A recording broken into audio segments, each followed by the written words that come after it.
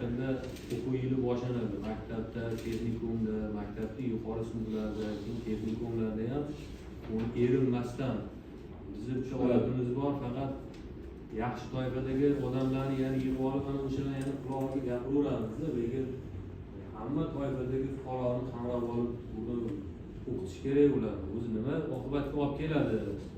O'sha darsda ishtirok etyapti, o'zini joriy yilning birinchi yarim yilida davlat byudjeti daromadlariga belgilangan 92,5 milliard prognoz ko'rsatkichi amalda 96,3 milliard so'mga, ya'ni 1,1% ta'minlanib, byudjetga qo'shimcha 3,8 milliard so'm mablag' qo'shimcha undirishga erishildi. Soliq tushumlari o'tgan yilning mos davriga nisbatan o'sish sur'ati 114,3% tashkil qilib, byudjetga 12 milliard so'm qo'shimcha ko'p soliq undirildi. Shu jumladan tumanimizning mahalliy byudjetiga belgilangan 68,4 milliard so'm prognoz ko'rsatkich amalda 79,4 milliard so'mga, ya'ni 116% ga ta'minlangan bo'lib, tuman byudjetiga qo'shimcha 11 milliard so'm tushum ta'minlandi. Soliq turlari bo'yicha belgilangan prognoz ko'rsatkichlari ijrosi quyidagilarcha taqsimlandi.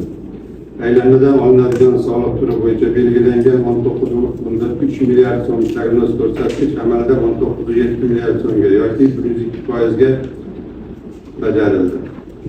Yuridik shaxslar tomonidan to'lanadigan yer va molning soliqlari bo'yicha belgilangan 10,4 milliard so'm prognoz ko'rsatkichi amalda 10,7 milliard so'mga yoki 102,8% ga bajarildi. Komissiya ishlardi. Men o'ylaymanki, bunga shu axborotlardan kelib chiqib tasdiqlashni so'raymiz. Qo'shma tomonlar bilan mahalliy yettiligi faoliyatini tubdan takomillashtirish borasida video selektor yig'ilishini o'tkazdi.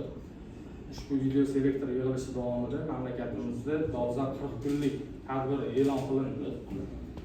Mazkur tadbir doirasida tumanning 60 ta mahallasida obodonlashtirish, ko'kalamzorlashtirish ishlari amalga oshirilmoqda hamda oshirildi. Shundan kelib chiqib, tumanda tayanch mahalla sifatida tanlangan o'rta mahalla